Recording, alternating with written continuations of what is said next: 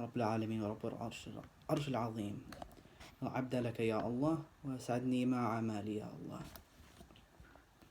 Alright, so just to really begin my talk, just to really touch on the issue very, very briefly here, I'm just going to ask you, I'm going to leave the floor a bit open to you guys. I'm going to be a bit more interactive today. And so before the age of the Prophet ﷺ, before he came, before Islam came to Al-Jazirat al-Arab, what was that general time period called? Does anyone know? You're free to unmute temporarily.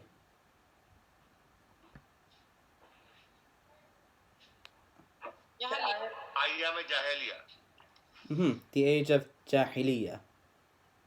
And what does Islam come to do? Islam's mission is very simple.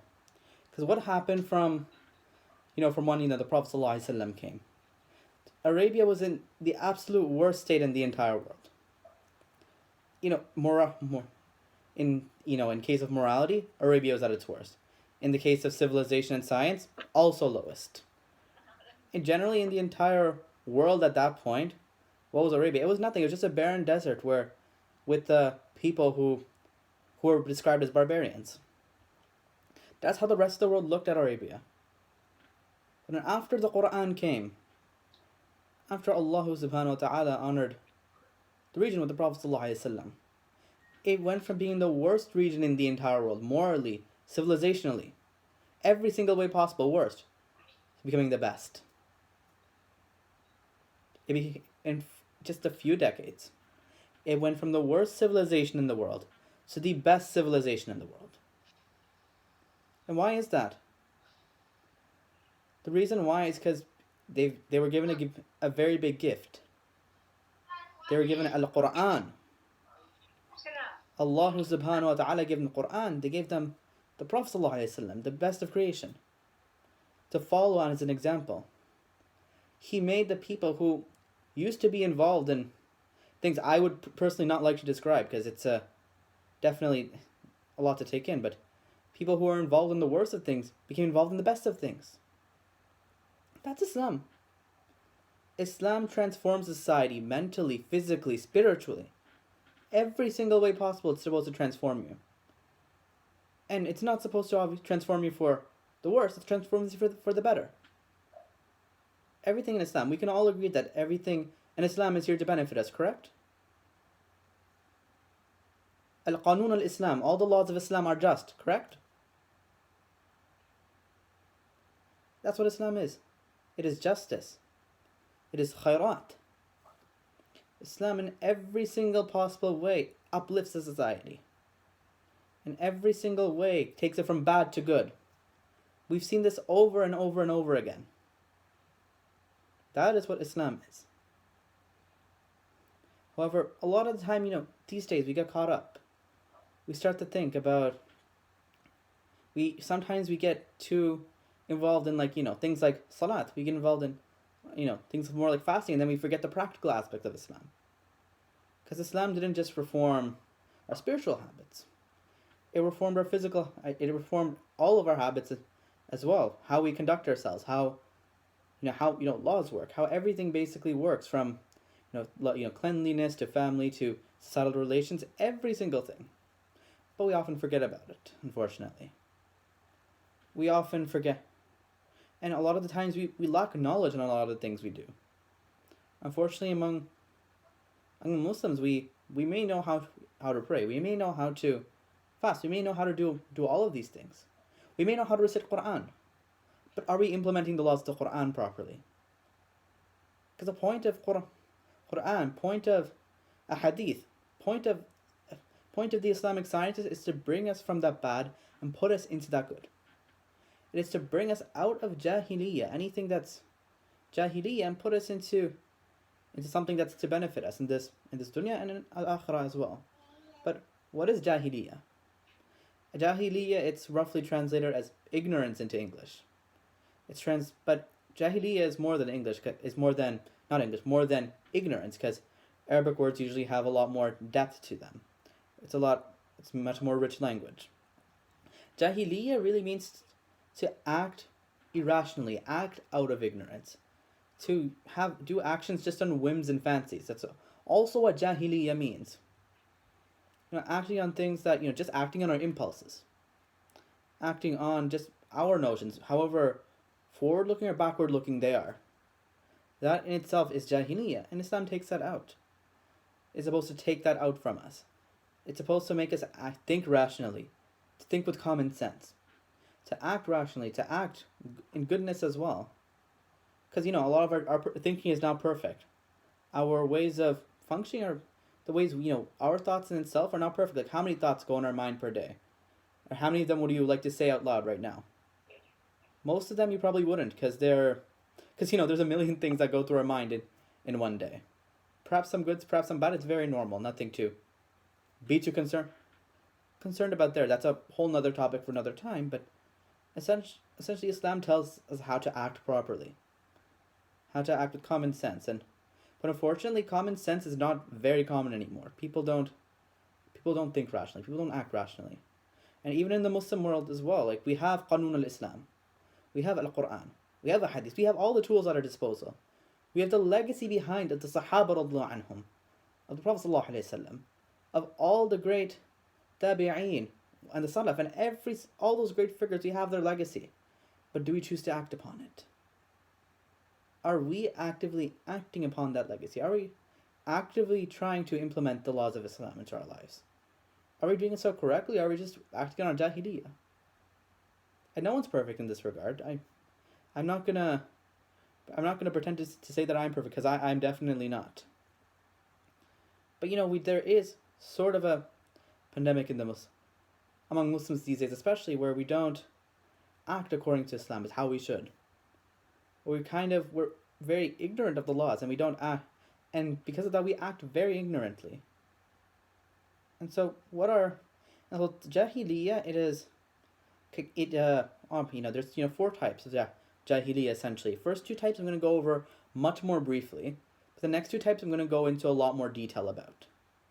The first type is dhannu jahiliyyah, then there's tabarruj al-jahiliyyah, hukm al-jahiliyyah, and hamiyyat al-jahiliyyah. All of these are mentioned in the Quran.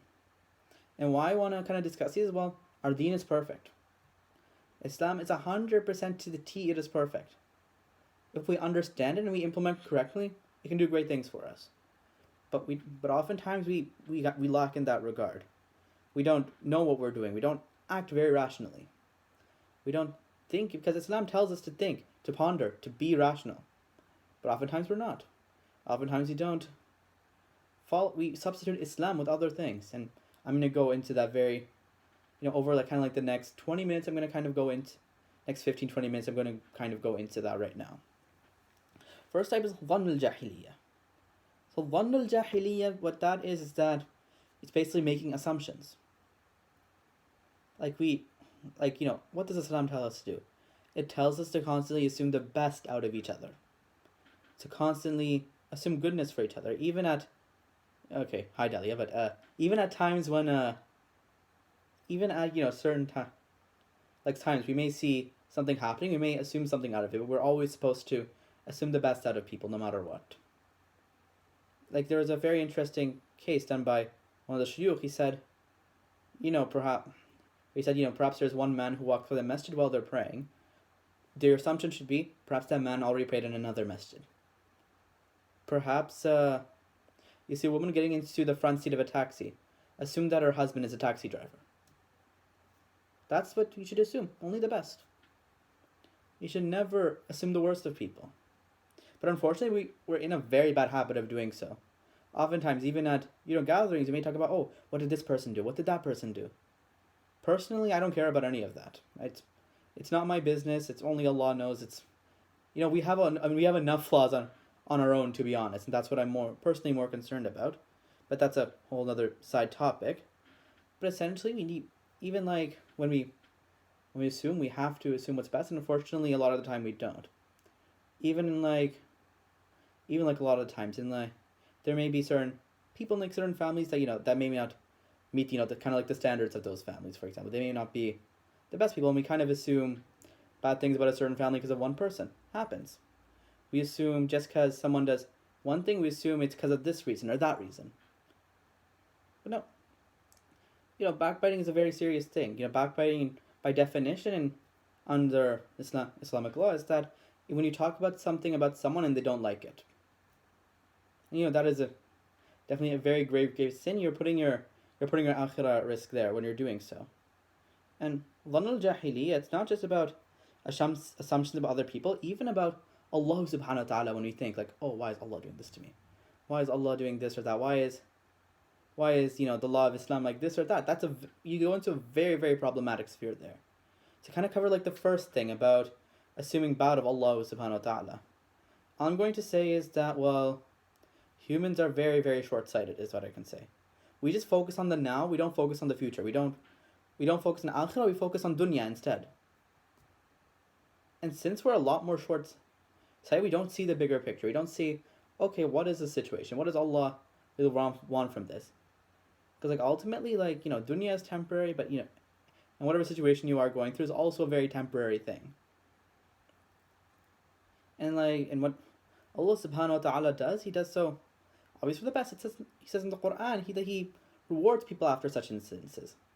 But oftentimes, we're very short-sighted. We don't see the bigger picture, and we assume the worst of Allah subhanahu wa ta'ala. And what's even worse than this is that when people, they don't study the Islamic laws properly, and then they assume something about it. They may assume something about inheritance law, for example. Why do, in some cases, the men receive more than women, or vice versa? Why is that the case? People, out of ignorance, they don't know the reason for it. They don't study it, and they ask questions saying that, oh, this is unfair, this is this. In that case, well, you're putting your iman at a lot of risk. You might have to redo your shahada in that case. Even though we're ignorant, we make these assumptions without actually going out of our way to kind of verify, to study, to see the bigger picture, and think of in the positive way, not the negative way. So that is dhann al-jahiliyyah, very briefly. Second thing I also want to mention, second type of jahiliyyah is tabarruj al-jahiliyyah. Again, this is one of the ones I'm going to go over. This is one of the more shorter ones as well. It's where tabarruj al-jahiliyyah, it's where we go out of our way to beautify ourselves in a way that may not be in accordance to the Quran and the Sunnah. To really elaborate on this, well, we all want to beautify ourselves. Even I myself, I dressed up nicely for this. I like to dress up nicely as well, but while doing so, I follow the laws of the Quran and Sunnah.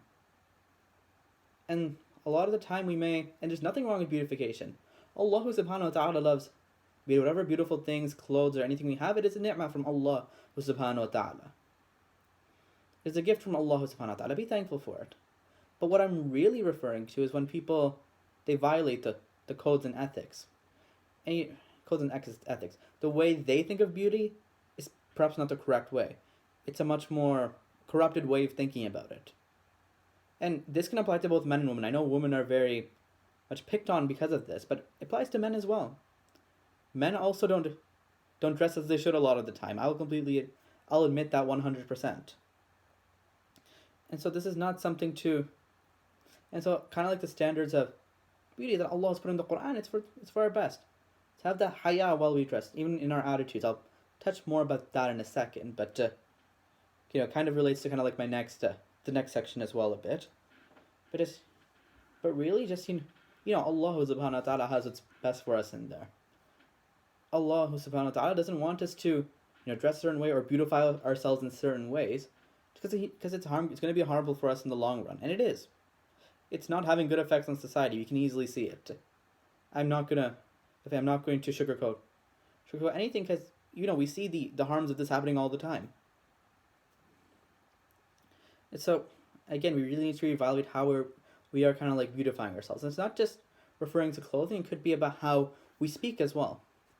Allah subhanahu wa ta'ala in the Quran tells us to speak very eloquently. He encourages for us to speak beautiful words, to speak beautifully, words of kindness, words of excellence. A lot of the times, kind of another phenomenon these days is that, we may use bad words. We may use words that are not good to make ourselves, look more cooler, look better. Again, that's also another way of beautification that we should not head into, and we should not be caught up in. We should not let that beauty, that whole image of beauty, direct us away from the rationality, from what is correct. And now, third type of jahiliyyah, I'm gonna go into this in a lot more detail. It's hukmul jahiliyyah. Hukmul jahiliyyah is kind of the end result of like all these types, but I'm mentioning it as the third one for a specific reason, because the fourth one is also something I feel that should be addressed very separately. But hukmul jahiliyyah is ultimately, when it comes to any decision we make, you don't make it out of rationality. You don't make it out of consideration for the laws of the Quran and Sunnah. You make it off your own whims and desires. You make it off your own, even to an extent cultural notions even would count as this. Because our deen, it gives us a good way of thinking. It gives us all the laws we need to follow. Like Islam has the solution of pretty much everything, and Islam is simple. Islam is not complicated at all. But we complicate things because of this type of thinking we have, because of the types of thinking we often have. We complicate matters way more than they should be because of our own inhibitions. Not because Islam told us to. Definitely not because Islam told us to. But because we have, some own inhibition in ourselves that tells us to do so. Like a lot of people, they discuss the aspect of culture, for example. Nothing wrong against culture. I'm never going to discount it at any point, but a lot of the notions that we do carry, whether it's Eastern culture, Western culture, anything, oftentimes they go against what Islam teaches us to do. It can be in many aspects. Like, I know Islam spread to many different places of the world. Islam, Muslims, we took, all the good things from each civilization we went to. We took good things from Egypt, from Greece, from Persia, from India as well. We took it all, combined it, and then we, developed upon it. We developed the good upon it. We were allowed to take good from everything. And that's what we should do as Muslims. We should take good from every single source that's out there. But for example, ancient Egypt. Ancient Egypt was a land of science, but it was also a land of sihr. Are you going to take sihr, or just because Egypt had it, and just because Islam spread into Egypt? No, we're not going to take sihr. Sihr leads to shirk. Sihr is something that takes you away from the fold of Islam. Or even many things in, for example, India. Would we take a lot of the cultural notions from India as well? There's a lot of, cultural notions in that society that are very, very much against Islam. That are, harmful to women, harmful to many different groups. Are we going to take that? Obviously not. Because what does Islam tell? Because Islam gives us something to create stability, to create goodness in society, create peace in society, not something to divide and create tension. Even like if you take the example of women's rights, for example, often very, unfortunately, in the Muslim world, the situation of it is not very good. Because what does Islam do? Islam is not the problem to any of this. Islam is not the root cause of any of these problems. The root cause is within ourselves. It's within our own jahiliyyah that causes these issues. Like if we were to take women's rights, for example, how are women's rights being abused? We know this very well. Violence against women. Preventing women from getting, opportunities of things like education, for example. Is this Islamic? Absolutely not.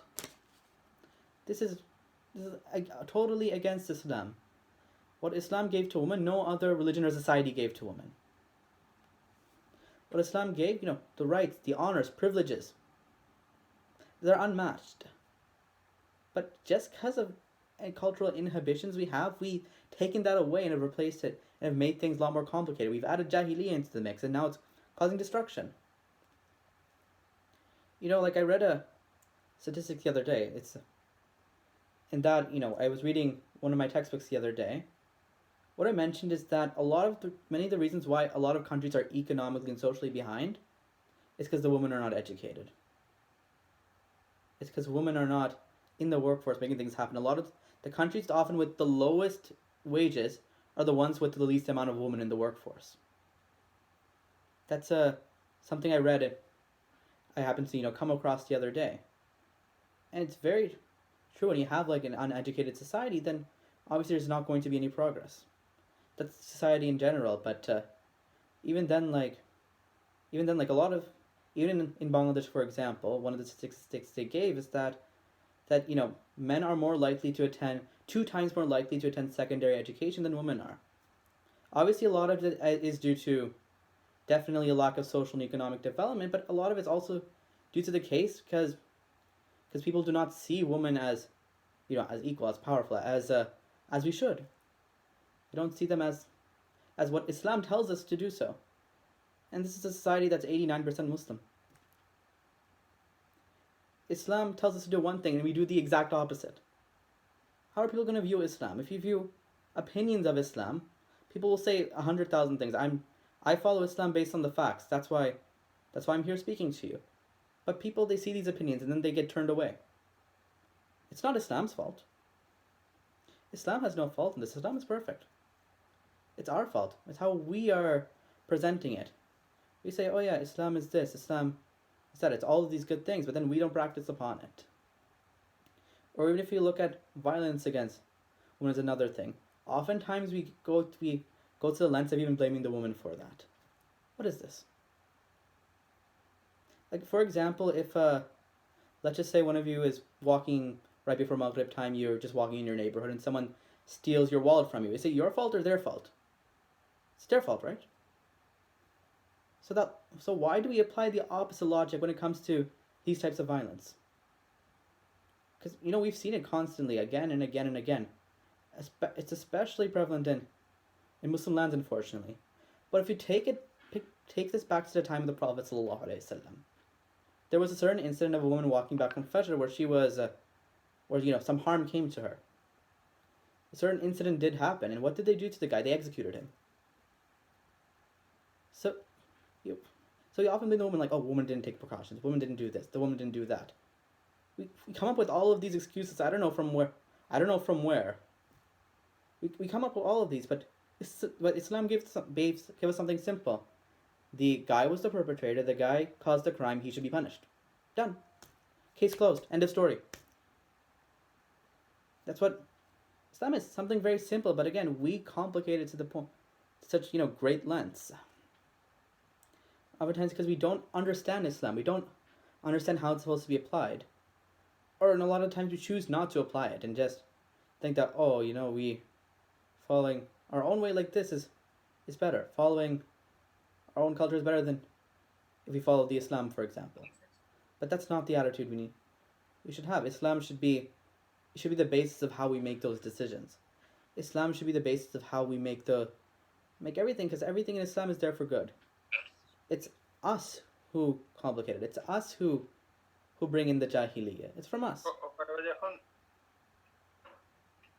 It's us who. Wajid, you should be concluding in about 2 to 3 minutes. Yeah. Okay, my apologies there. No, that's fine. I'll be finishing up very, very quickly. But yeah, and a lot of times it's on us for that. Even if I were to go, very briefly into a few more examples. We often go to the lengths of even misusing Islamic law. We often misinterpret a lot of the things Islam has given us just for us to gain a one up. Is that correct? Well, it's obviously not correct. Islam, so we have scholars who have written thousands and thousands of pages of how we should apply in certain thing. It's not like we can come in, put our changes in, manipulate it, and then apply it our way. That's not how it works. That's jahiliyyah. We're acting in our own whims. We're just trying to justify it by using certain Quran or Hadith, which we shouldn't be using that way. We misinterpret the context and how to apply it. It happens. Unfortunately, it happens a lot. Another kind of thing I want to mention here is that oftentimes, Islam is a great gift that we've been given. Islam is something excellent, but a lot of the times just because we live in different societies, a lot of people try to compromise those Islamic values. Let me ask you this. Is this Sahaba radhiyallahu anhum, when they moved to Medina, they were in a society that was mostly non-Muslim. Did they compromise on those values? Well, absolutely not. They were strong on those values. They participated in society. They were in commerce. They did everything. Interaction in society happened. But they never let go of our Islamic values.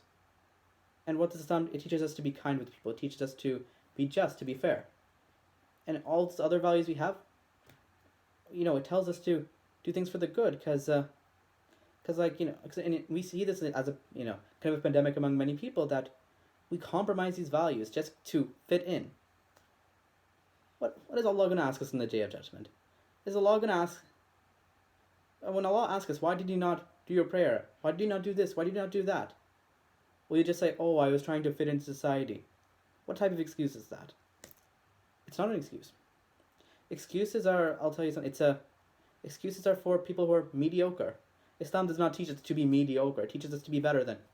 It teaches us to achieve better, to be at a better level than everyone. Because Islam has given us, the perfect, set of laws. Like even, like most people, what are most people described as in the Quran? They're described as in Surah An'am, ayah number 116. إن تطع أكثر من في الأرض يضلوك عن سبيل الله إن يتبعون إلا الظن وإن هم إلا يخرضون. And if you obey most of them upon the earth, they will lead you from the way of Allah subhanahu wa ta'ala. They follow not except assumption, and they're not by falsifying. So most people, they're described as not in the correct state. But Allah subhanahu wa ta'ala gave us the correct state, so why would we not follow it? Why would we compromise what is right for what is wrong, even though we know it's blatantly wrong? Like all of, unfortunately, society is filled with people who drink khamr. It's filled with zina. It's filled with all of these things that are against our deen. Obviously, we don't separate ourselves. Obviously, we interact. We benefit everyone. But at the same time, we never let go of those values. We never change the interpretation of those values or the application just because we live in a different society. So again, very much with there, we cannot, change the laws of Islam. We cannot apply it in like our own way that, the scholars have forbidden us to do, or the way, the Quran, the Sunnah forbids us to do. And oftentimes we do involve ourselves in that. And now the last type of Jahiliyyah, I'm just going to go over very briefly here, is Hamiyat al-Jahiliyyah. And I saved this one for last for a reason. And so very recently there was actually a very important anniversary. And the anniversary, it wasn't for a good thing. The anniversary yesterday, in the terms of Hijri, if we calculate using the Hijri year, it's been 100 years since the Khilafah was disbanded, or since the Khilafah was taken away from the earth. And why do I have to mention this? Because Hamiyat al-Jahiliyyah, it describes people forming different groups and using that kind of group ideology to fight against each other, just to divide ourselves based on different aspects. So Islam, the Muslim world, is in a divided state. 100 years ago, we lost that Khilafah, that institution we had that continued for 1300 years. We lost it because we decided to divide ourselves. Like, there's many reasons why we lost the Khilafah. I can go on for hours about why the Ottoman Khilafah fell. We can go on and on and on. But one of the main reasons why it did fall was because we took in Hamiyat al-Jahiliyyah. We took in that, we are better than this certain group of people. We are better than that group of people. There was a lot of nationalism, tribalism that came into play, which divided the ummah. But what does Prophet ﷺ, he describes it as? He describes it as something that's rotten. Because a lot of the times the tribes back then, they used to fight amongst each other during that time. They used to fight a lot, and they were never unified. And that caused obviously a lot of fitna because of it. And it's the same logic here. We can't let any sort of difference divide the ummah. I mean, nothing against different cultures. Like, I'll be the first one to admit, a few days without Jal Moshlan, I'll start to go crazy. But we can love our culture. We can love where we come from. But we cannot use it as a tool to say that we are better than this group. We cannot use it as a tool to divide each other. Because Islam, one of its most foundational principles is the concept of ummah. To be connected with each other, to be united with each other.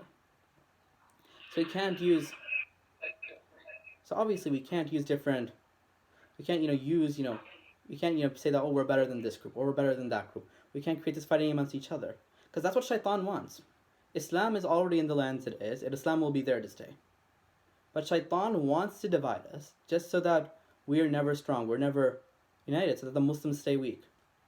And ultimately, we're not, we're pretty much, we're destroying ourselves that way. We're destroying our iman, our Islam in that way.